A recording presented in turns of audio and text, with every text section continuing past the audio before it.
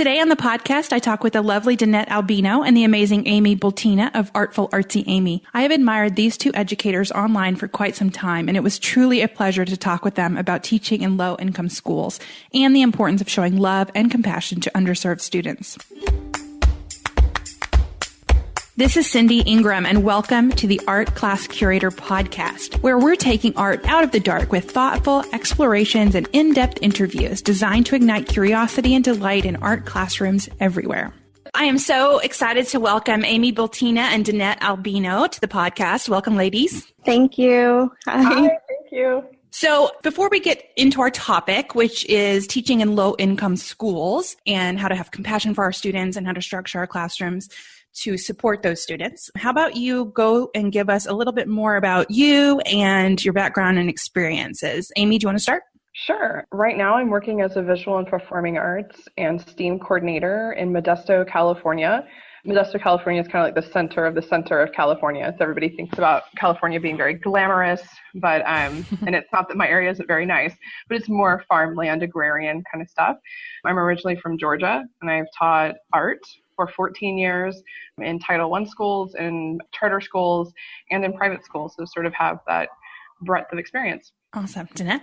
I'm an elementary art teacher in Tampa, Florida. It's right in the middle of Florida, and it has a very high Latino population.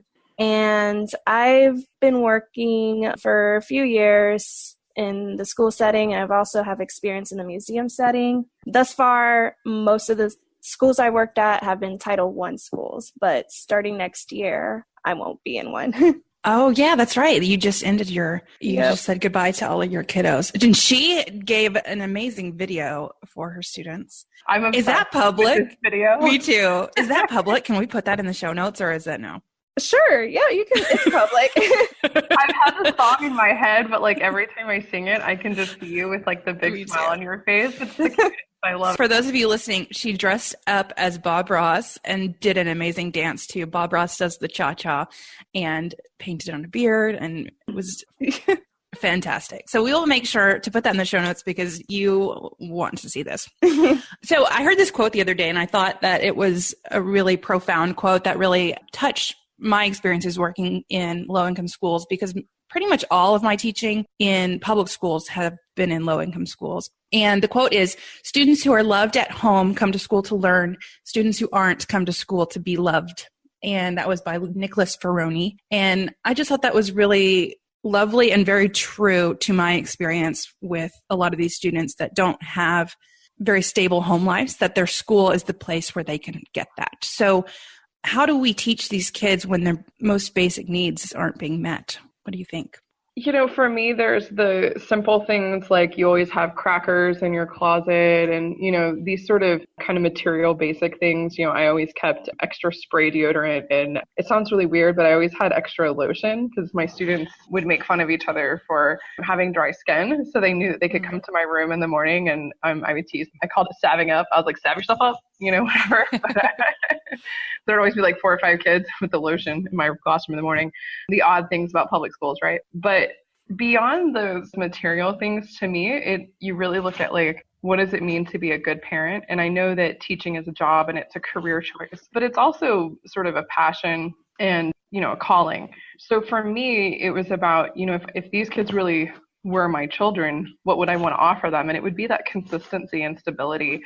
And that isn't always being nice to that kid. That isn't like, oh, baby, I know you have it bad at home and let me give you extra hugs and all that stuff.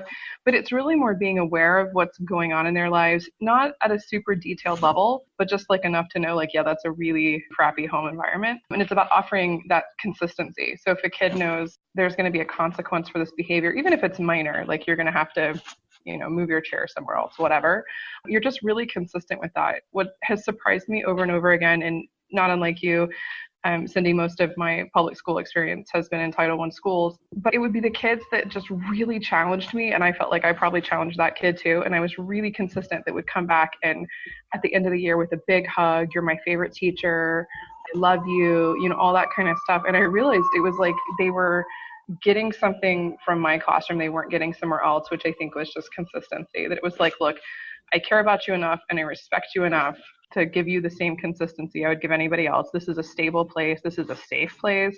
And that's what's so horrifying right now in school, is that I think we really want schools to be safe places. And I don't know how safe they are right now. And that's really, really scary. So I think, what we can do is sort of as on the front lines of that is just to say, every day you come here, it's going to be a safe place for you. I agree. Consistency is the most important part. I mean, some of these kids, they come from really hectic backgrounds, or their morning was super hectic. And sometimes, even for adults, it takes us 30, 90 minutes to get over something hectic. And for children, that's even a bigger obstacle. So just giving them that consistency and, sometimes allowing a break, but, you have to use your common sense to figure out when they need that. Mm-hmm. Oh, I love what you said, though. It takes an adult 30 to 60 minutes to get over something. And I never thought about it that way. Before we started recording, I was telling them a story about how I just was trying to buy Harry Potter tour tickets. And I got stressed out because I couldn't buy them. And this is total first world problem, I know. But I do still physically feel stressed out. And that was, 20, 30 minutes ago. I'm probably in about 30 minutes, I'll start to calm down a little bit. But I got all stressed out. We had a thunderstorm, and then there were kids that couldn't go to camp.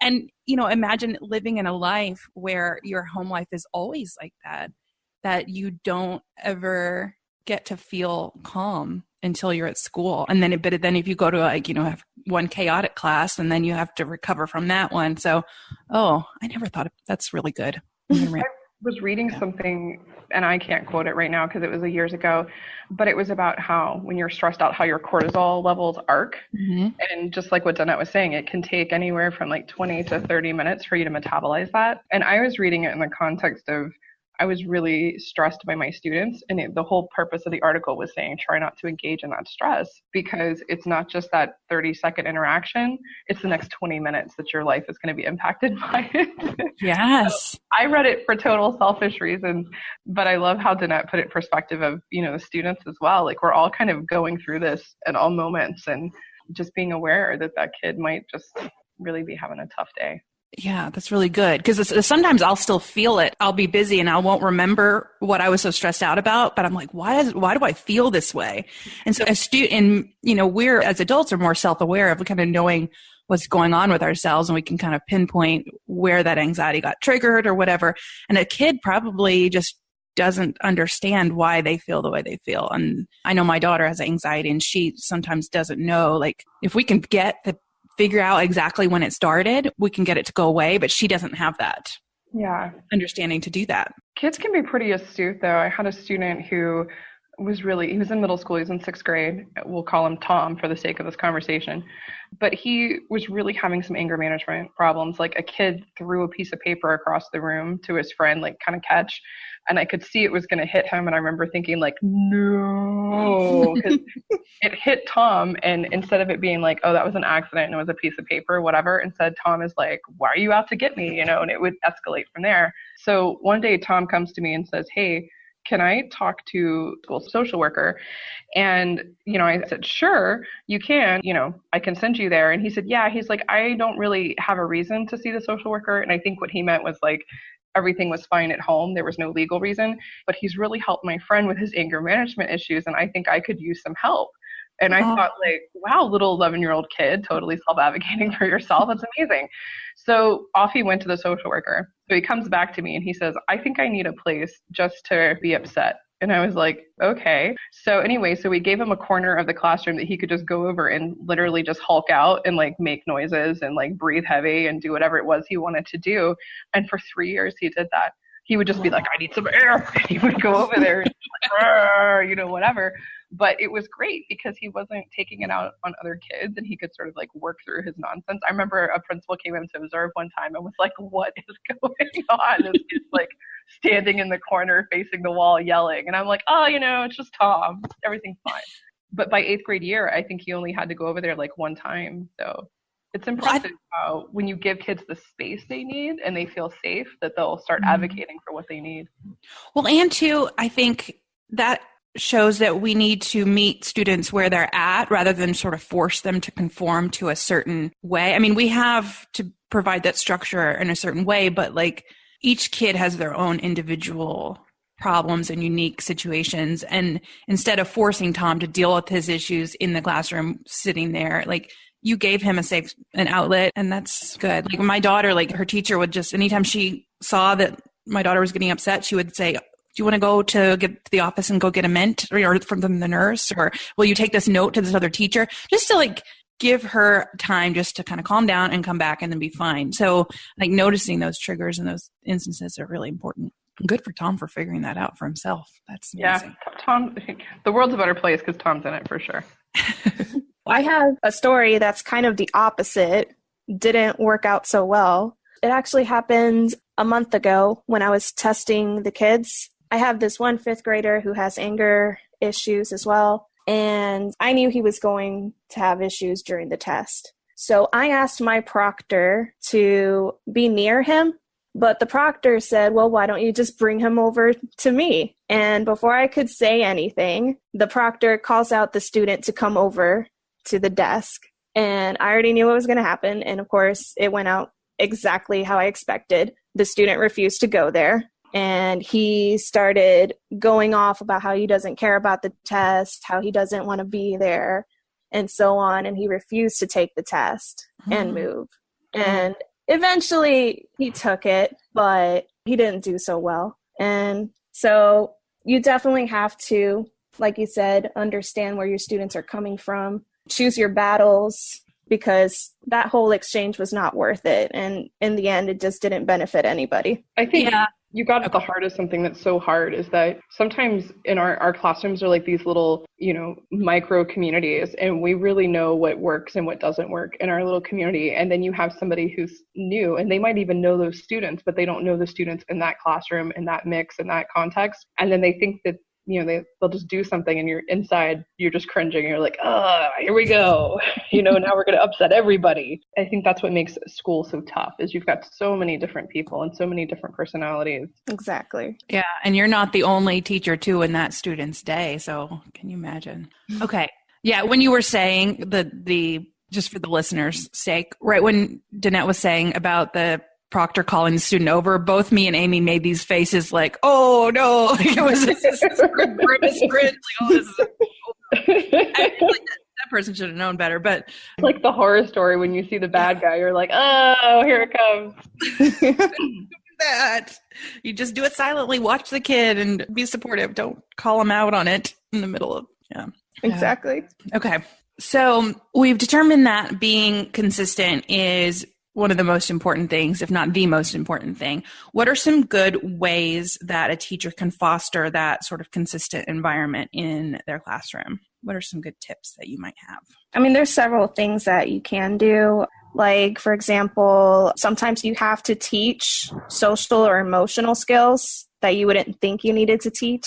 I remember a while back, an instructor said something that kind of stuck with me, that if a student does something that you consider disrespectful, don't take personal offense. It could be that they don't know that it's disrespectful, that they didn't learn how to act in that certain context, and that you as the teacher need to treat it as like they got an answer wrong or they're not understanding a certain concept. You just have to teach them and correct them and be patient. Yeah, I think being patient and not getting emotional in those sort of situations, because although I do think it is important to show your emotions and to be vulnerable with the students, when they do something, like say something offensive, if you sort of get mad and go off on them, like that's not going to help anything. Yeah, I agree. I think, you can't take what they do personally, because so often it's not about you. We were talking earlier, some kids have really tough mornings, things at home or whatever it is. I know I can bring that stuff into the classroom, and of course they can too. So I think anyone who's worked at a Title I school has probably had a kid cuss at them at some point, and you're just like, cool, that's how today is going to go. You're like, all right, man, I get it. I feel you. For me, what's so critical with kids anywhere, but especially Title I kids, is that follow through. They've had a lot of people promise a lot of stuff to them who have not followed through, either through, sometimes it's people wanted to follow through and they couldn't. Sometimes it's that there was never any intention to follow through. But a lot of Title I students are mistrustful of adults, and with very good reason.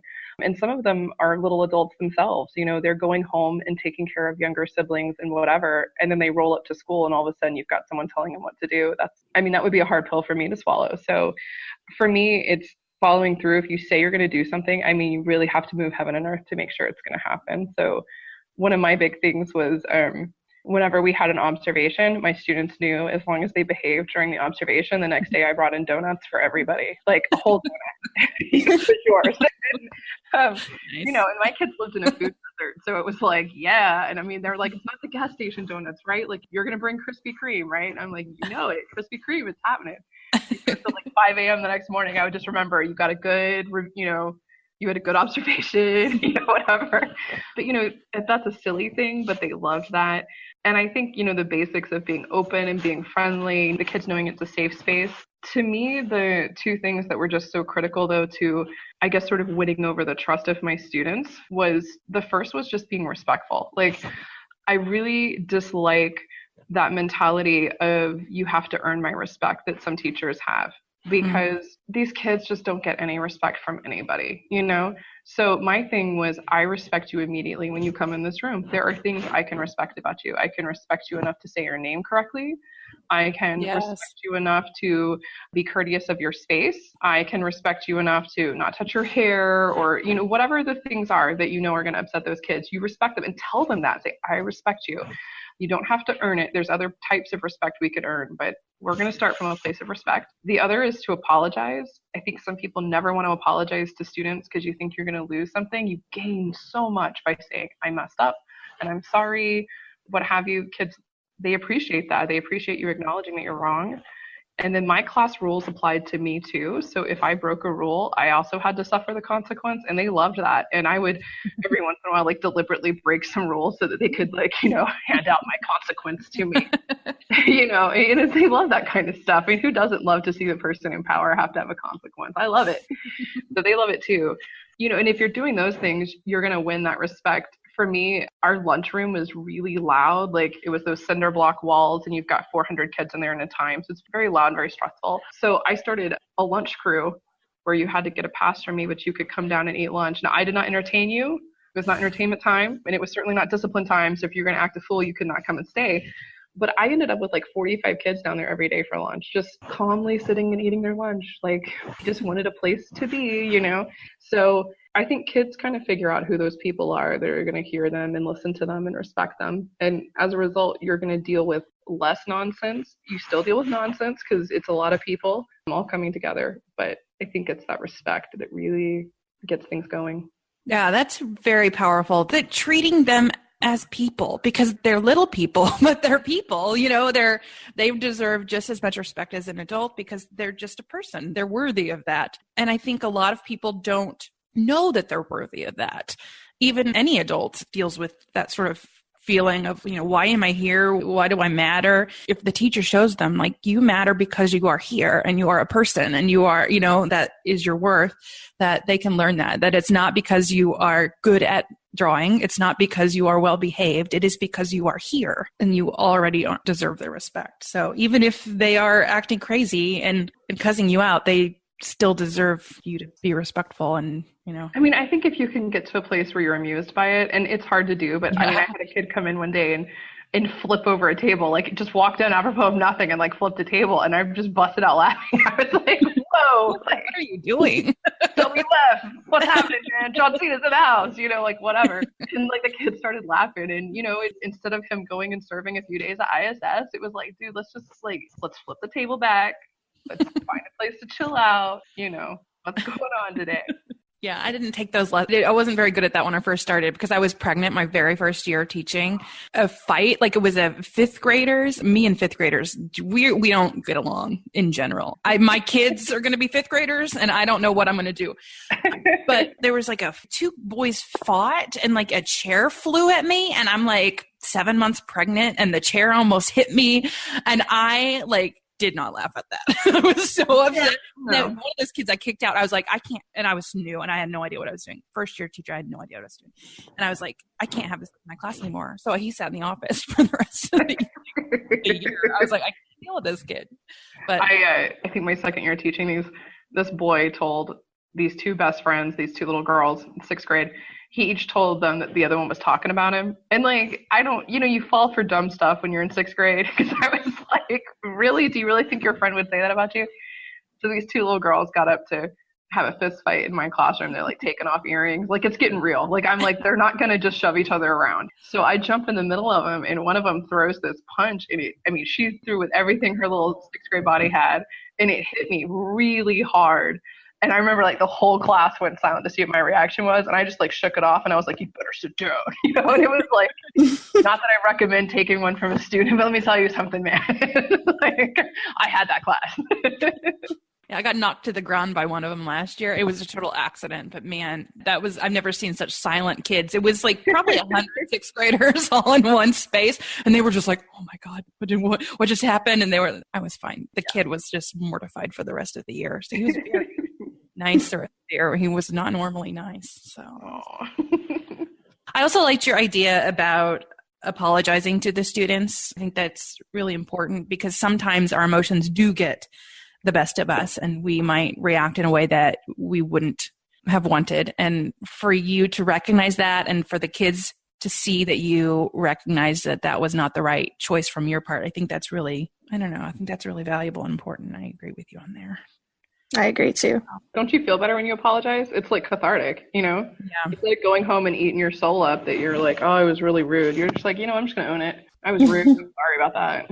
Yeah, instead of stewing in it, it's almost selfish in a way. Instead of just stewing in it all night, like just say, you know what? Let's just hash this out. That's such a teacher thing of us to say, though, that like it's so selfish for us to have an ounce of care for ourselves. Because that's the thing is like, you can't do, teaching in a Title I school is 150% job on a good day. On a bad day, it's like 250%.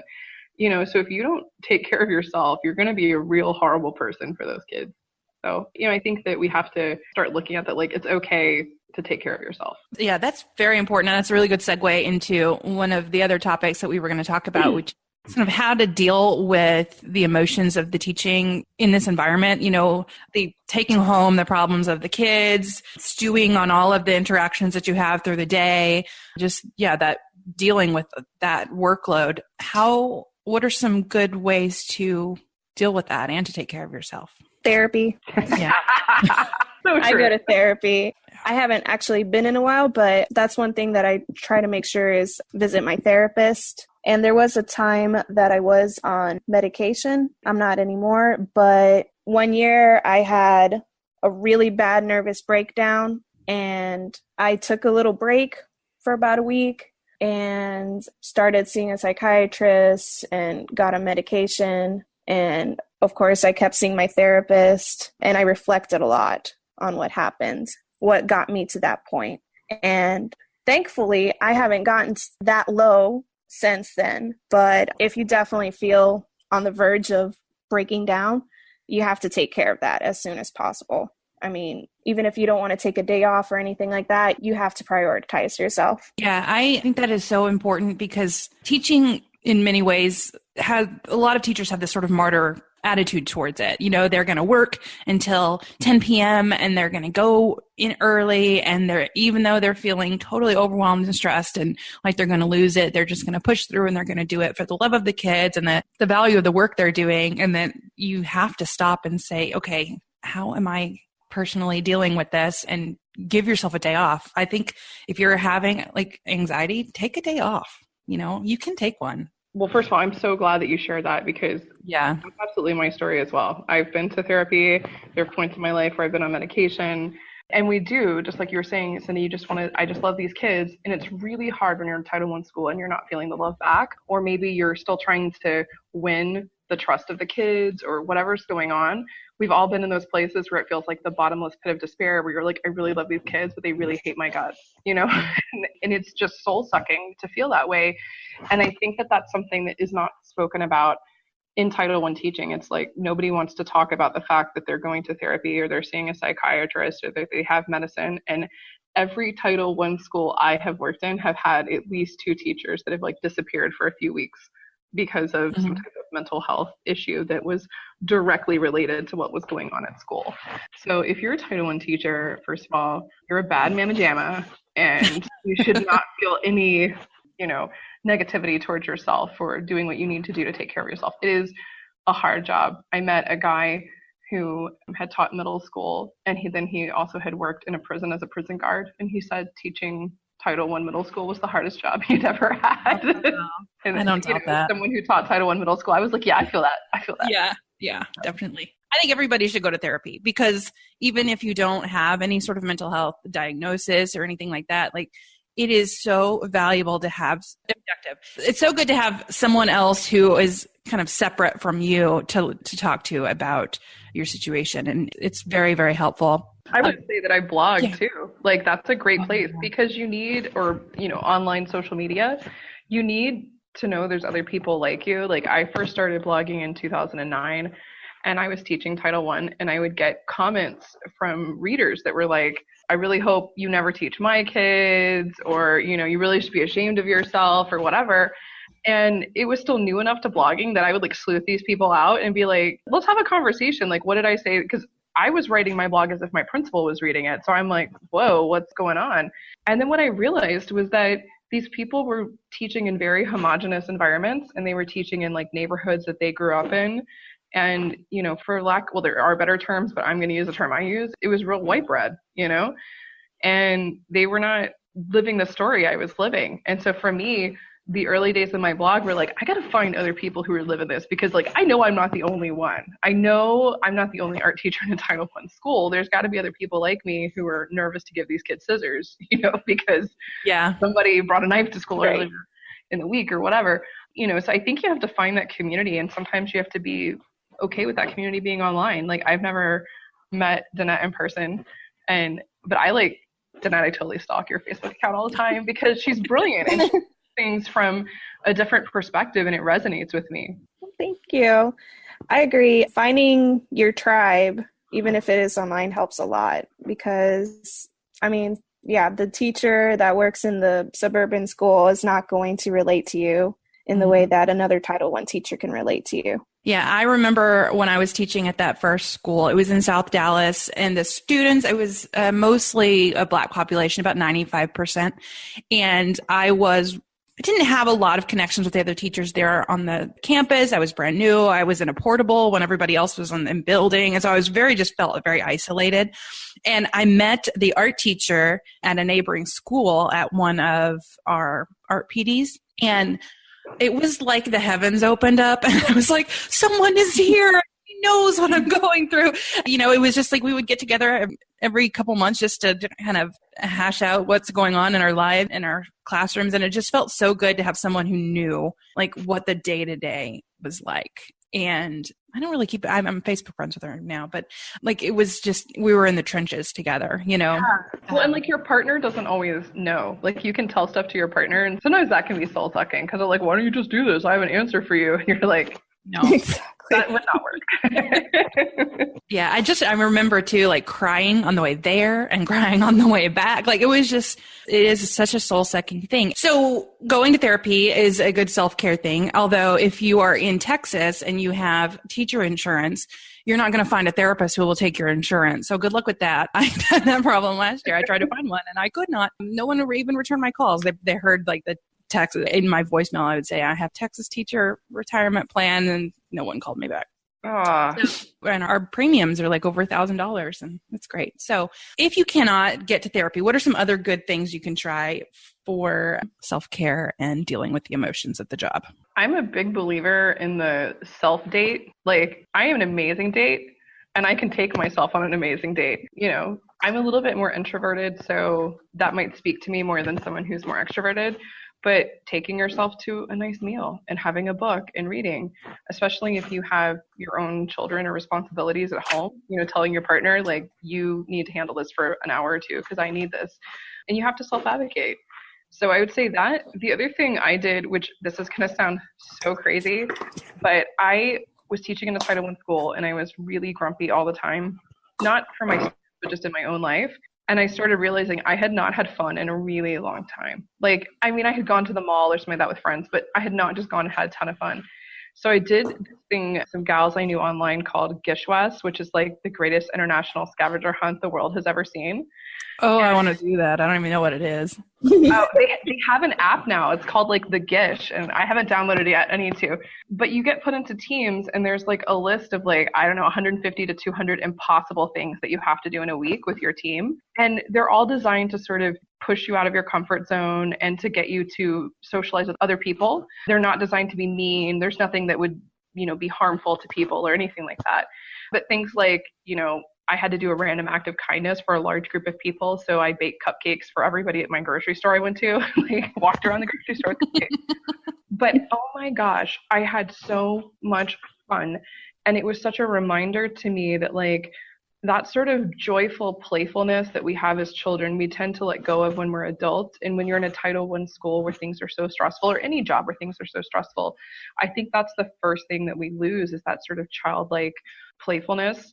So for me, it was like, I haven't been able to do Gishwas every year that it's happened, but I try to keep like elements of that in my life, of being just like sort of foolish and silly. And you would be surprised at how much that feeds your soul. Just, like we made a human abacus and did math problems. I mean, it's so ridiculous. Why would you do that? But it just, such delight came from it. Oh, that's so fun. I am definitely going to be looking that up. And I'll put the link in the show notes. I'm sure there's other people who are interested too.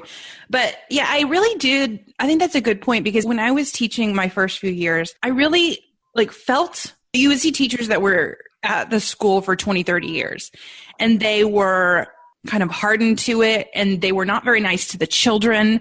And it was just this very rough kind of unhappy person. And I felt myself even after like 2 years, I was like, I'm becoming that. I can feel myself becoming unhappy and grumpy. I can feel myself not liking the children as much, and seeing the children and not loving them like I should. And I could just feel that happening. And so I think that, taking yourself out of that, having fun. And that's when I started to notice that, I started to have more fun with the kids too. It was like the end of the year. So I was like, we did more outside chalk stuff, because for some reason when they were running around outside, I was like, oh, they're children. I remember now. When they were in my classroom, I'm like, get them out. But when they were outside, I'm like, oh, look at them run. How cute, So they became cuter. So that's what I just had to do that for myself. I'm like, we're doing chalk today, and you guys can run around while some of us do chalk, because I can't handle this right now. But yeah, getting out, having fun, and taking joy in the students, because I think the environment starts to become so burdensome. And if you can try to lighten that up in any way you can, even in your personal life or in the classroom, I think that's an excellent point, because it's the moment when the kids are acting the worst that you want to have like the strongest discipline, and like, we're not having any fun today because you guys have been rotten for a week.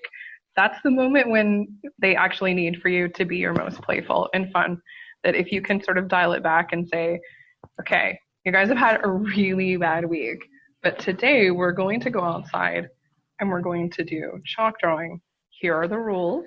You would be surprised at like, oh, yeah, I love you guys, right? And you love me too. This isn't bad. We just had a bad week, They're writing, I love Mrs. Ingram on the chalk on the floor, and you're like, oh, look. They love me after all.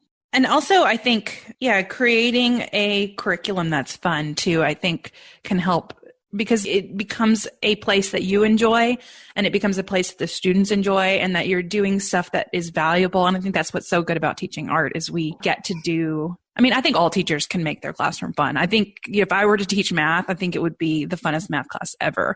But we do have such a good subject to teach in that way. The best one. Mm-hmm. Definitely the best one.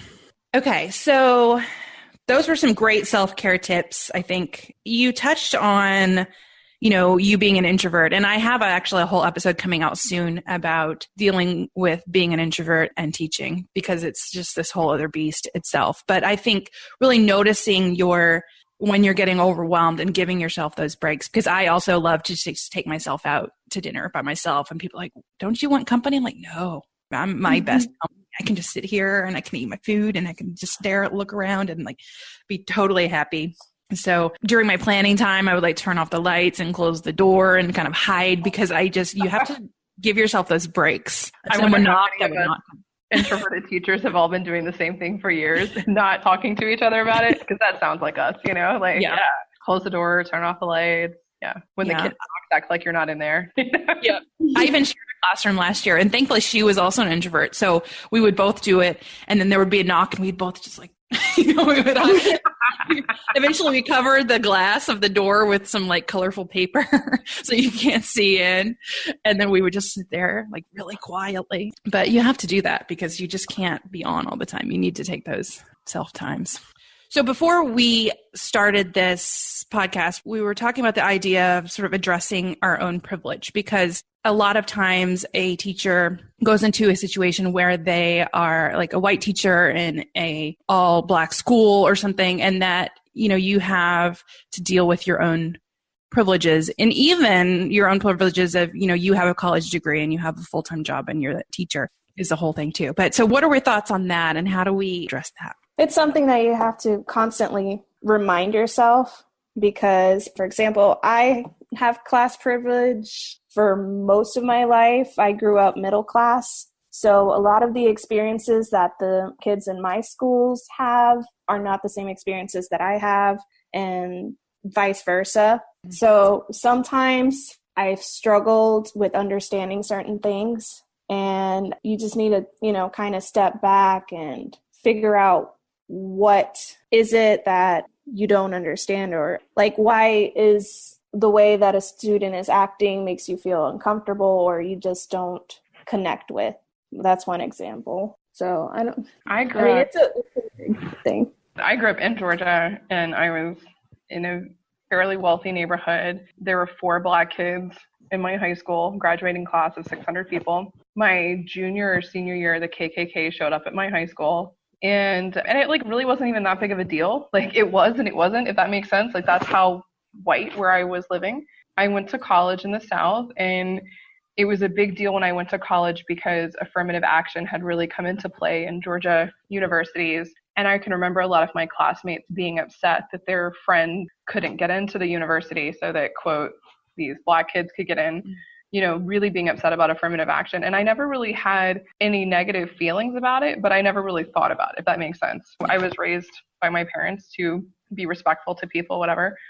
So when I got my job teaching, I thought for sure I was going to be teaching an environment that I grew up in because that was my experience. I didn't even think beyond the fact that like other people might be having other experiences because, my life had gone so well, and I didn't have any reason to even think about it. It was just stuff that happened to other people, right? My second year teaching, I was in a Title I school, and I roll up for the first day of school. The school demographics are 98% Black American, and the teaching faculty reflected that percentage probably as well.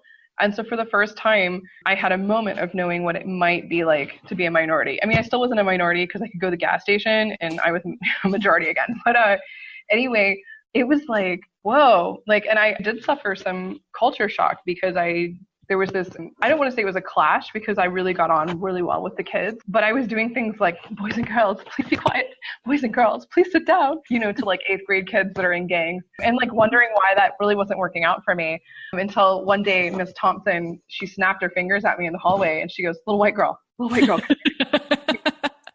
she's like, I'm going to teach you the Black girl head roll. So Miss Thompson became my mentor, but really what she was doing was teaching me how to code switch and, basically like you have to, meet these kids where they are. And she taught me a lot of really important, not just teaching skills, but life skills. And I think for me, it's like constantly being aware of that privilege. And I know this can be a very sticky wicket for some white people because they can say, well, I grew up poor. I didn't have all those advantages that you have. And it's like, right, I'm not trying to deny or demean your childhood. I'm not trying to say that that didn't happen to you. What I am trying to say is that you haven't had to deal with certain things because of the color of your skin. I'm not trying to say you didn't live in like a holler in North Carolina and that was awful. But it's an ongoing struggle. And one of the most important activities I ever engaged in was my master's degree professors asked us to go home and write about our existing bias. And we all came back and wrote that we had none. And our professors looked at us like, really? And I was, people were saying things like, yeah, I don't see color. And yeah, right. That's so grad school, just sitting around a table, just talking like you don't know at all what you're talking about. No, totally. At the time, I was really frustrated because I was like, I teach in this diverse environment and I, blah, blah, blah, whatever. So I started this like reflective practice of like, especially the students that challenged me, like writing down kind of like what Danette said, trying to be aware of like, why is this upsetting me? Like, because, what's going on here? And I realized that there were certain students who came into my classroom, students of color, who had a certain swagger about them. And when they came into class, I didn't assume that they were bad kids, but I made them prove to me that they were good kids. And that is really deeply messed up. And I don't say that because I'm like, oh, now I've just totally overcome that and I have no bias. We all have bias that exists. And I think it's like really being hyper aware of it. I heard one day someone was wearing like a rubber band, and every time they thought a negative thought of themselves, they like snapped the rubber band, right? I've done that. It works really well. Put a rubber band on, and every time you think a negative thought about somebody related to something that has nothing to do with how they're behaving, snap it. And you're going to snap it more than once probably. So, but it's like, for me, it's an ongoing struggle, and it's also okay to address it with your students. Like, I know the first time I had a roll of names that I had never seen before, I butchered a few of them, and the kids were laughing at me. And I said, look, here's the deal. I come from a place where everybody's name is like Dave and Jack, and they're boring names. So I need lots of help here. And that is not fair because you're still putting a lot of burden on those kids to educate you. Just like with Miss Thompson, her job was to teach children. Her job was not to take the random white girl who had no idea what she was doing and take her under her wing. She really went above and beyond for me. But I think just being aware of that and just saying, hey, look, I need help with this. Also, we were talking about creating an interesting curriculum for your students.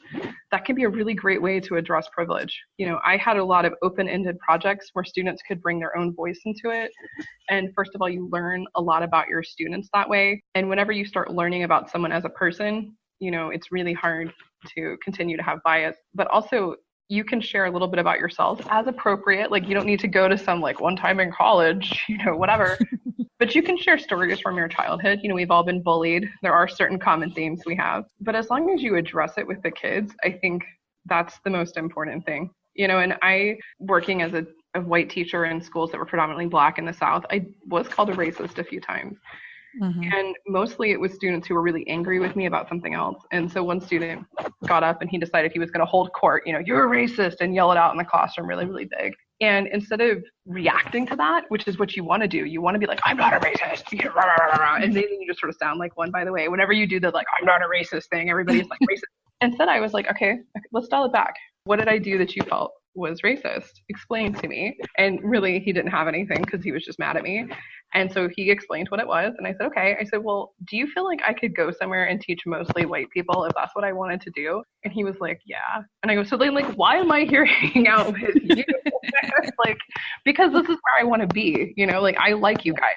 So yeah, but even still, I'm sure even in my little speech I just made here, there's probably things that I'm unaware of that have existing bias. And well, I think too, it's a work in progress.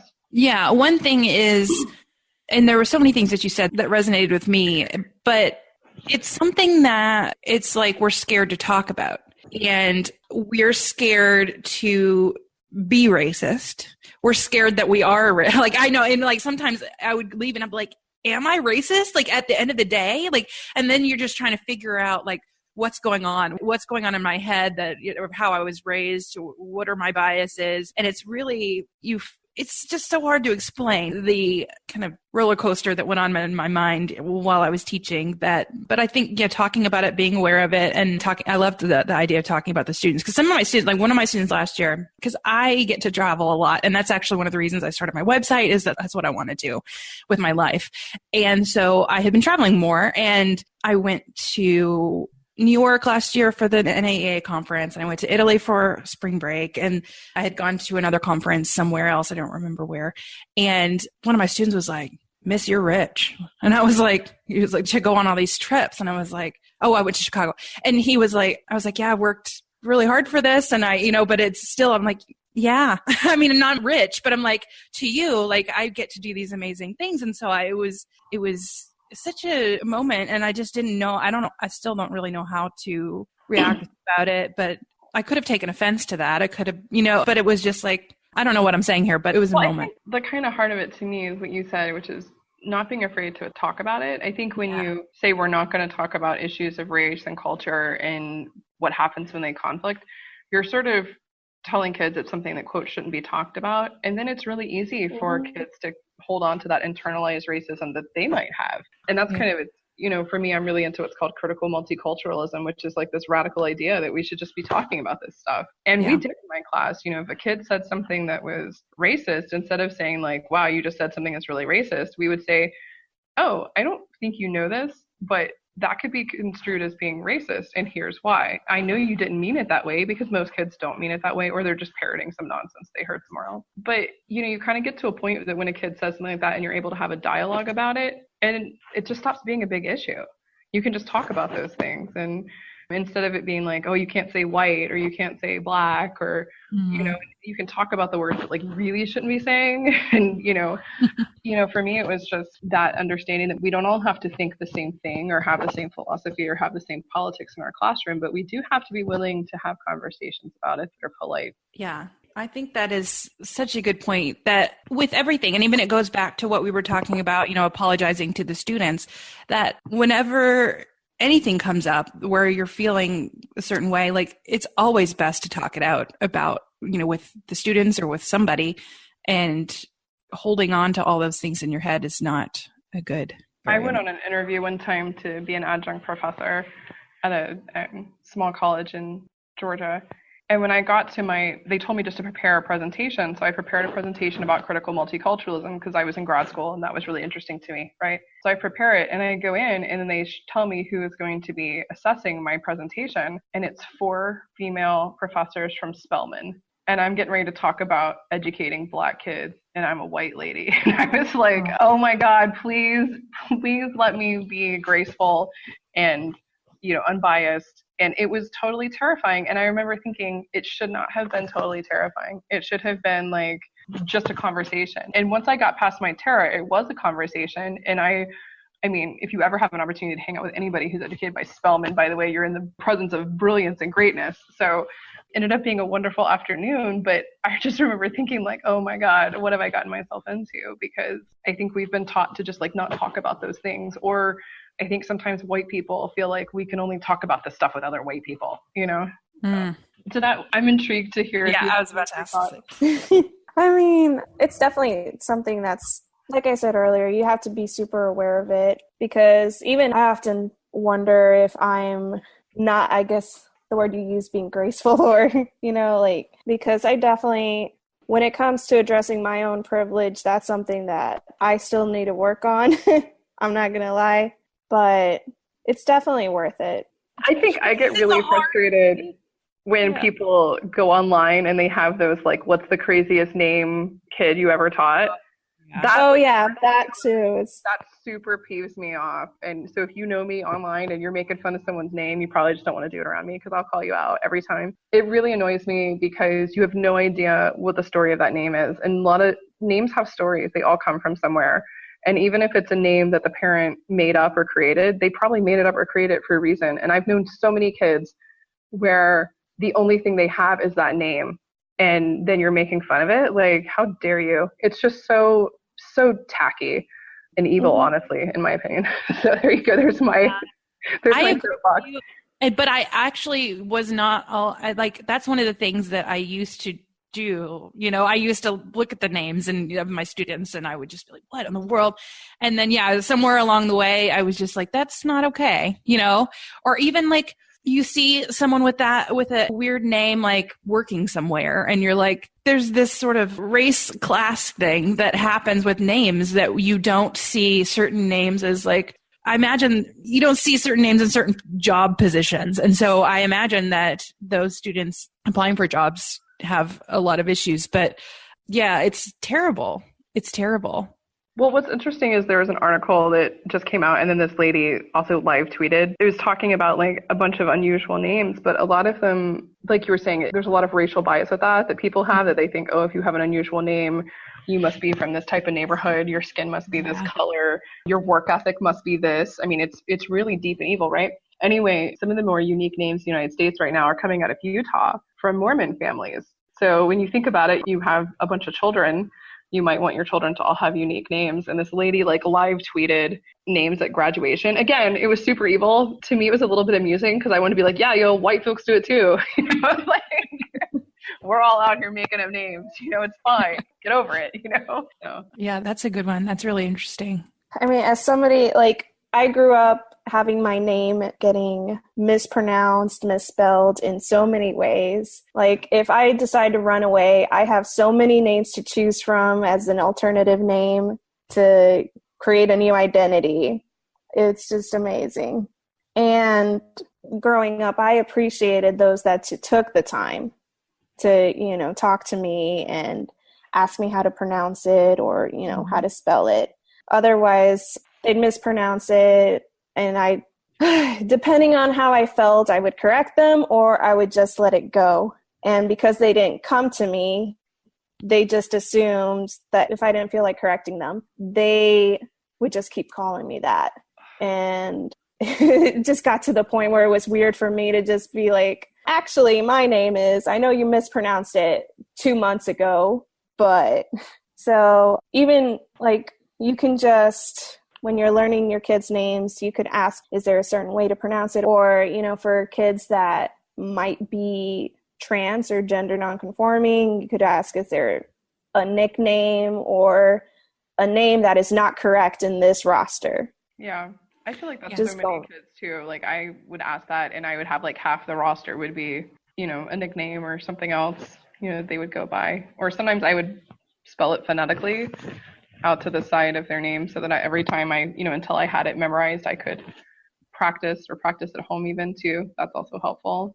But there's other things too, just like there's certain kids that because of their culture, they don't want their heads touched. Like it can be a really major thing. And so something as simple as like, you're walking around the room and you just kind of give someone that little pat, like you're doing a good job or whatever, that could be like highly offensive. And I know people like to go to that place where they're like, oh, saying hi can be offensive.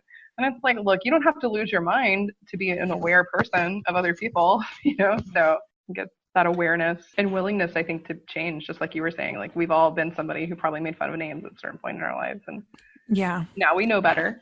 We do. We're going to do better. Yeah. And just having the conversations, being aware and being willing to make those mistakes. So I see a lot of teachers who'll be like, oh, there's too many names. I'm just not going to worry about learning them all. I'm just going to call them all sweetie and baby and, that sort of thing. And I'm like, no, like you need to learn their names and they need to feel like you value them as a person, and knowing their name is paramount. You have to know their name and you have to know how to spell it correctly. But I really liked what you said about like asking before you call out names, is there any name on this roster that is different? Yeah. Because if there's a student who is trans and they have a name that they don't go by, like they may not want that name called out, they might not. So having that at the beginning, and even just me, my real name is Cynthia, and I just found it so annoying my whole life. Be like, no, it's Cindy, like all the time. And I'm like, that was just such an easy one. But even when I had kids, I was like, they are going to be called the name that they are written on their birth certificate. We are not calling them anything else. Because it is funny about names though. Like there's certain names though that like every Noah I've ever taught has been sort of like a really firecracker personality. And my nephew was named Noah, and I wanted to tell my sister, like, oh, I don't know. He's going to be a live wire. So I think when it comes to addressing your own privilege, it's just a matter of recognizing that you have it and talking about it. Yeah, and there's checklists online that you can use, like, I can't remember what they all say, but, We can find one and link to it in the show notes. Yeah. Because, there's a bunch, so, like I'm someone that grew up in a household that survived on one income, that kind of thing, or, so that can be helpful. It's, objective, concrete way of checking your privilege. It's not perfect because, there's definitely more ways that just a list can provide. I think that's really good because, even I'm thinking about when I was first teaching, and one time a teacher said to me, well, you were born with a silver spoon in your mouth. So, and like, they said that about me. And I was like, no, I didn't. I was like, I had an alcoholic dad, and my mom didn't really have a lot of money, and we just struggled, she struggled. And then at the time I was, a teacher, and my husband was in school, and like, we were on one income, and I was, we were eating like hot dogs for dinner. And I was like, I wasn't born with a silver spoon, but then I'm like, comparatively, yeah, maybe I was, but at the time it like really upset me. So I'm like, I think finding those moments where you do get upset and be like, well, why am I upset about this? And I think for me, it always comes down to feeling known and feeling understood and feeling like my intentions are understood. And I think if we go across all of our interactions with our students, other teachers, our colleagues, like that, the goal is to understand them and for them to be known as a person and and that they're not invisible and that they are valued, that I think that we can, I don't know. It's good to relate to other people and not shy away from these sort of things. Exactly. And, beginning to address your privilege is just one of the first steps where you can begin using your privilege to advocate even more for your own students. Say the things that they can't say, basically. Oh, that's a good point. That's a really good point. Because it really does feel like when I was teaching, just this one school, I mean, that hits me the most, but what I felt so much like that environment was it just felt to me at the time like a really hopeless situation for most of these children. And that made me so upset, and that I felt really powerless in that situation. I think we a lot of times feel very powerless in terms, especially when it comes to like the gun violence and, the mass shootings and everything that's going on in the world. Like, what can we do to make a difference? And I like the idea of, figuring out where you can use what you have to make a difference. And it can be small differences, but trying to find what you can do. For me, I have students now that were really young when I taught them. I taught them all the way through middle school, right? And a bunch of them graduate this weekend. It's so exciting. But, you're so living in the moment with teaching that you just don't know what's going to resonate with anybody. That's why, like, if you're offering that respect, if you're addressing your privilege, you're doing those things, you might be reaching kids that you don't realize. There might be that kid in the back that, every once in a while calls you the B word or whatever, but you're being consistent with that person. You're being respectful to that person. You're giving them boundaries. You're showing them how to set boundaries, all those types of things. I was really lucky that, I guess it's, been 6 or 7 years now. When I first started teaching this group of kids is when I was in grad school. And so I really decided to put a lot of that critical multiculturalism into play. Like, let's talk about where we have cultural conflicts. Let's talk about all this stuff. And we really created this very unique classroom atmosphere. Like, these were not kids who traditionally got along, and yet they were all getting along in the class. And it really wasn't because of me. It was because we were having these conversations. And a lot of them went on to this magnet high school, and they got to have this art teacher who's a colleague of mine, who I am like, yes, if I could have picked someone for these kids to have, that's exactly who I would pick. Now I know that they're going to have a champion in high school, and she's taking them all on. These are like Title I kids, rough neighborhood, all that stuff, right? They're in New York City today with her on a trip that she got funded. It's all paid for, and it's like, she'll send me updates on them, and I'm like a total baby and I cry about it every time. But to me, there were definitely extremely talented kids in that class. Absolutely. Right. But there were also a lot of kids that just needed a place to be, that they would be respected. And they kept signing up for art. And I kept saying, all right, sure, come on, let's do this thing. And I think just telling them that they were worthy of respect, they started to kind of walk around like that, like, a little bit taller. I walk that way. My supervisor at work is, honestly, she needs to write a book on about how to be a supervisor, truly. But I can like walk out of a meeting with her and feel 10 feet taller just by the way she treats me and treats other people. So. Yeah. I mean, just to think about all the students that we're making that difference on, every year we have hundreds of students, and those little tiny interactions that might not seem that significant, pronouncing their name correctly, not getting upset and staying consistent, like those things are going to impact the students for years. That's awesome. Well, when we think back to like when we were kids and the teachers that made the most difference for us, it wasn't like, I love this art teacher named Miss Sharon and I'm an art teacher because of her. But I mean, actually, I can think of very few art things we actually did together. And I had this woman for 6 years. I mean, I can think of maybe 2 or 3 things.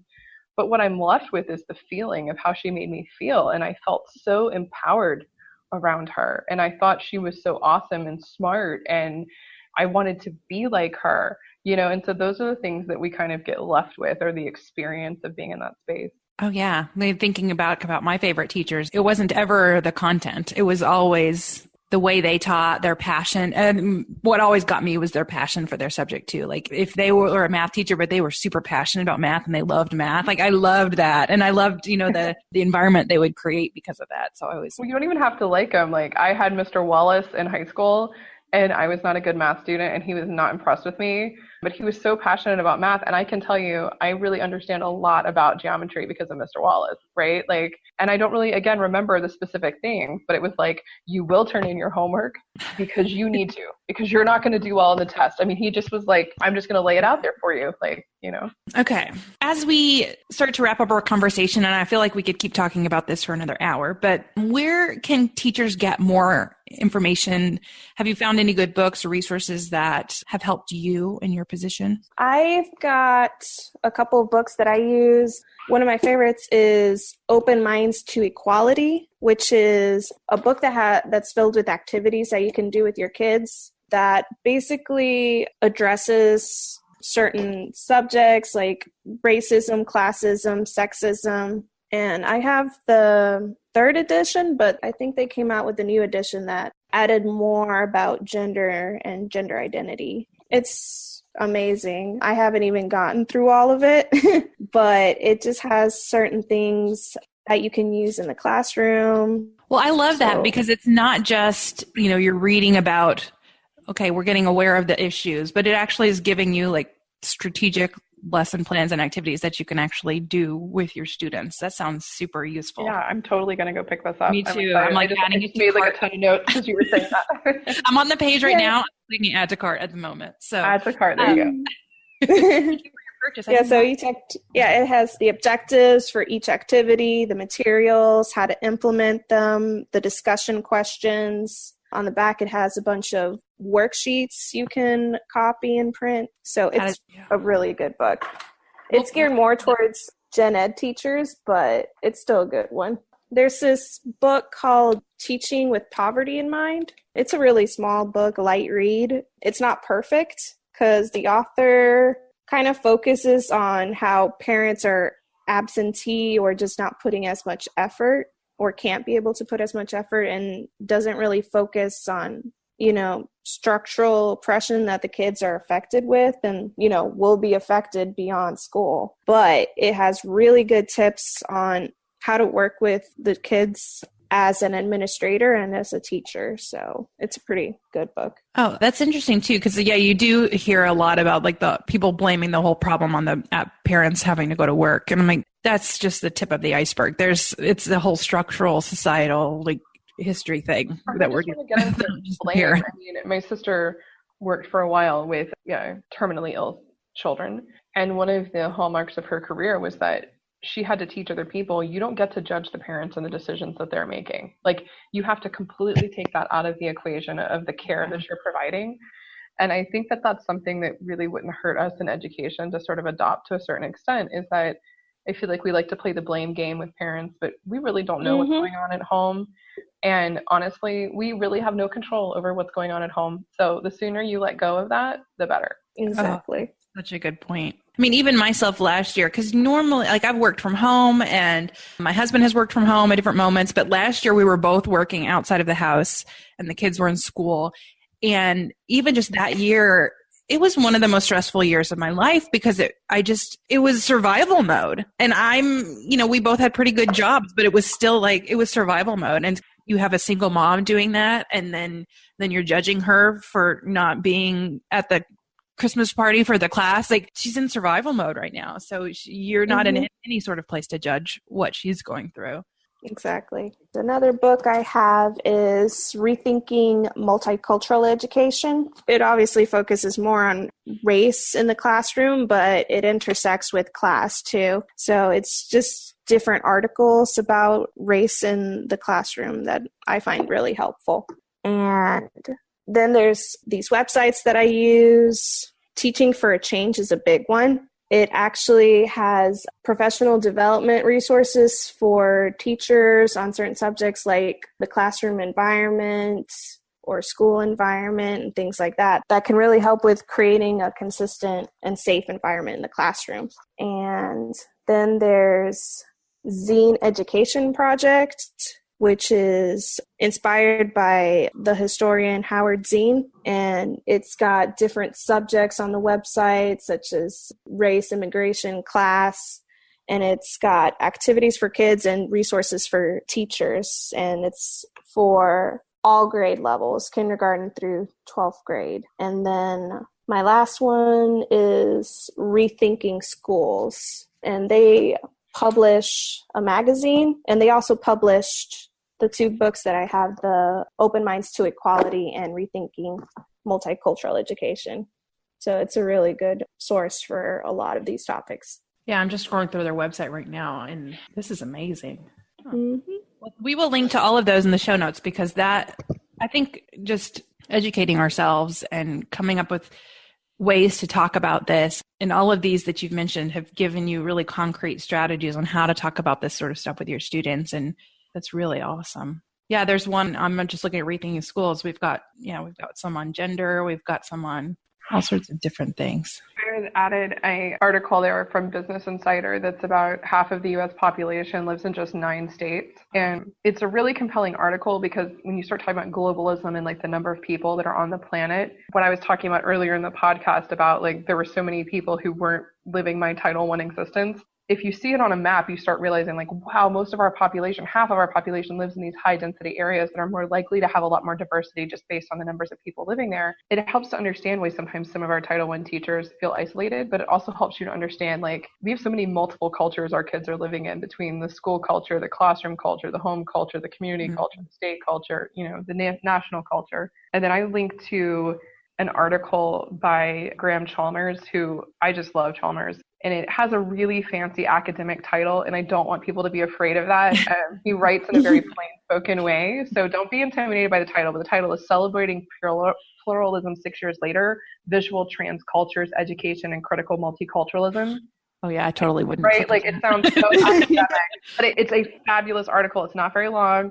And if you're an NAEA member, it's free access because it's published by the National Art Education Association. So if you're looking for like a free resource, there's one I really love. It was really popular a few years ago. Start Where You Are, but Don't Stay There. Understanding Diversity, Opportunity, Gaps in Teaching. Again, that's like maybe 90 pages. It's not a very long book. It's very, very short, by Richard Milner. I love it because it kind of gets at the heart of this, which is like, look, you don't need to feel ashamed of where you are, but like, let's move forward from that place.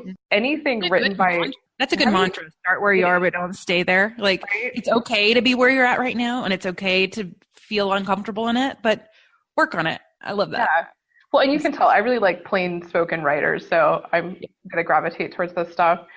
Anything written by Gloria Ladson-Billings, she really writes with like primarily Black children in mind, but it could apply anywhere. Her stuff tends to be a little controversial because she has radical ideas. But what I would remind people is you don't have to agree with everything someone says or writes to get some good information out of there. So for some people, Ladson-Billings can be very controversial. I personally love her. I love this book, Crossing Over to Canaan, The Journey of New Teachers in Diverse Classrooms, because there's just not a lot written for new teachers about how to do this. Yeah. And then I moved from Metro Atlanta, which had a very large student Black population, to California, where the part of California I'm in has a very large Spanish as a first language population. So I recently read by Zaretta Hammond, Culturally Responsive Teaching in the Brain, Promoting Authentic Engagement and Rigor Among Culturally and Linguistically Diverse Students. Again, very, very fancy title for a very plain spoken book. They must have to have those fancy titles to get them published. But yeah, so they can get their tenure at the university. Yeah, but it's a fabulous book. In fact, I participated in a book study with that, and it was a really powerful bit of learning. Excellent. Wow. Well, that is an awesome list of resources. I look forward to putting those in the show notes so that you all can check those out. And when this recording is going to be published, it'll be nearer the end of summer. So maybe summer reading next summer. Yeah, that's excellent. Thank you. Reading when you have the lights off and you guys when the lights are off. Yeah. Why not read a little bit about, celebrating pluralism? Indeed. Okay. So final couple questions. One is, how can teachers connect with you online? Do you have any links or social media? I know, Amy, you've got your blog. Yeah, my blog is www.artfulartsyamy.com. And then you can find me on Instagram and Twitter. It's artfulartsyamy. Do you have anything to point to, Danette? Just my teacher Instagram and Twitter, it's the same username. It's SRA_albino. Yes, and we will make sure that we point to your Bob Ross video as well as... Yes, you have to see the Bob Ross video. Okay. Like, I have to brag, though, on Danette. She's so amazing, and, you know, you really should go follow her on social media because she posts a lot of what's happening in her classroom, but she also does, like, just really amazing things. Like, she was talking about when she was leaving her school this year, she couldn't bear to leave it without leaving something for herself. And she painted this like beautiful tile work. Like I just feel like art is just so a part of what you're doing. You're always posting about the artwork you're making. You also I feel like you've educated me a lot. Like there's a lot of our pop artists that are referencing art history and what they're doing and what they're saying. And then the visual imagery that they're using.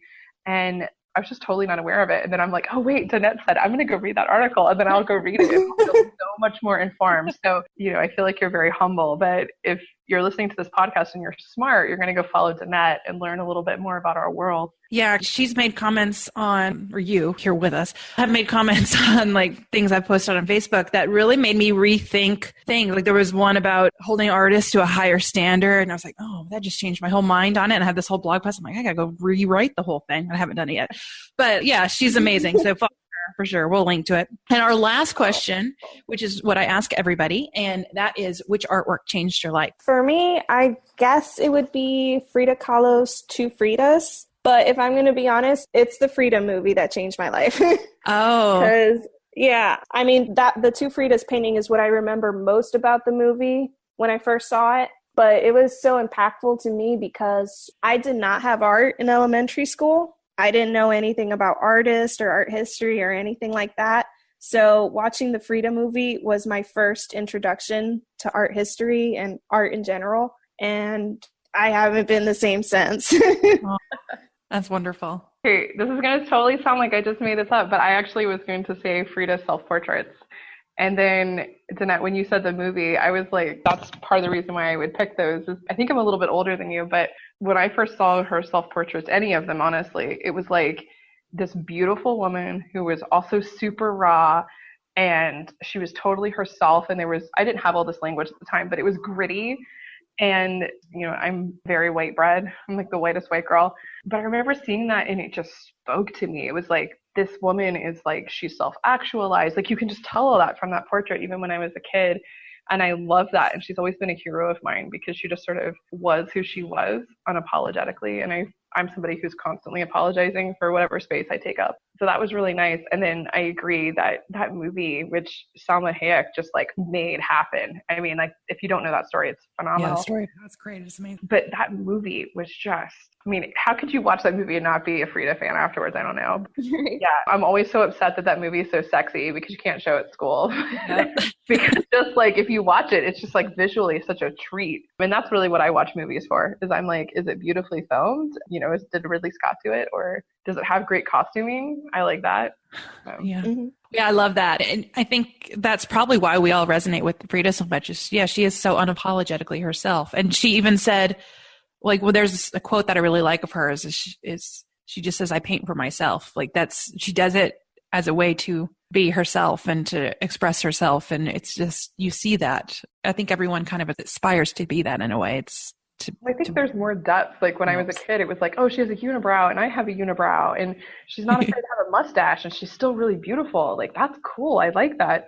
Yeah. Of course, she lived with a lot of pain every day, like not just emotional, but physical pain. And yeah. I'm having some chronic pain myself that's exceptionally minor, but I just can't imagine. Like it kind of just continue to have those new depths of like, how was she doing what she was doing, living with what she was living with? And she's just a huge hero. And now I just like you even more. And we just need to be invited to the Met Gala, even if it's just to stand outside the red carpet and wave at people and like throw shade at their outfits or praise their outfits. I just want to hang out with you so bad. Yeah. Oh, thank you. Last year we had the Two Fridas was in Dallas last year, and it was amazing.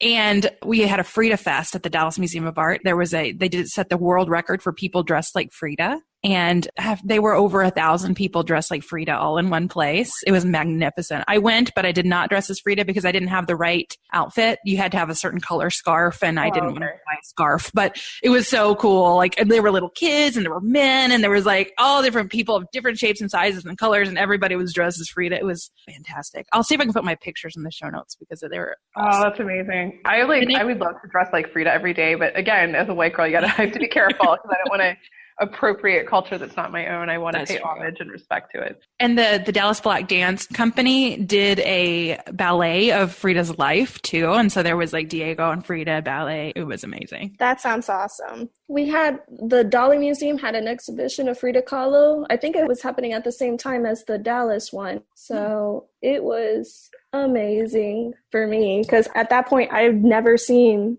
Frida Kahlo's art in real life. And I sobbed. Oh, yeah. It was amazing. Because, I don't know, just going in there, I felt like the same feeling I had when I first found out about her. You know, when I was watching that movie, it was just, I'm just one of those people that feels so connected to her. That's amazing. I love that. And I love that you got to feel that and experience that. That's perfect. I love this question. Which artwork changed your life? It's such a fun one. Okay. So thank you guys so very, very much for joining me today. I know this was a little bit of probably a longer episode, but I think I probably keep talking to you guys for another 3 hours and be perfectly happy. So I hope that everyone else got as much out of it as I did. So thank you very much. Thank you. Thank you. Thank you so much for listening. If you like what you hear, please subscribe and give us an honest rating on iTunes. This will help other teachers find us and hear these amazing stories. Do you want even more art inspiration? Sign up for Art Class Curator's once a week email newsletter, Your Weekly Art Break. Teacher Sarah Warnock says, I truly do take a break from my busy week to check all your links and feel inspired. Everything you share is relevant, meaningful, and also super helpful. You definitely help me become a better art teacher, and I look forward to your emails each week. You can sign up at artclasscurator.com/artbreak. And as a free gift for subscribing, you'll get 6 free art interpretation worksheets to use in your classroom. Be sure to tune in next week for more inspiring art interviews. Thanks so much to Amy and Danette for sharing their experiences. They were right about the fact that jobs like ours can be so isolating and difficult. I hope this episode helped you feel less alone in what you do and that you got some new insight on how to thrive in your own position. Be sure to check out the show notes at artclasscurator.com/10, the number 10, to learn about Amy and Danette's work, get that amazing book list, and to see Danette's fantastic Bob Ross music video. And don't forget, you can submit your own Which Artwork Changed Your Life story. Just visit artclasscurator.com/podcast and click on Submit Your Story. Next week, Holly Bess Kincaid returns to the podcast to tell us how she was awarded nearly $75,000 in funding for her art program. We can all learn a lot from her. Keep listening to hear a preview of my interview with Holly. Being a constant grant searcher, I'm always keeping my eyes open to when grant opportunities come available. Even if I've missed one, say I find a grant, I'm like, oh, wow, that was like due in January. I will put a note on my calendar so that I can keep an eye out for that grant next year and maybe apply to it, so that I'm sort of in the back of my mind or even on my calendar having it remind me, hey, last year there was a great grant you missed. Maybe you want to look at it. So those are things to kind of keep in mind. Even when you miss one,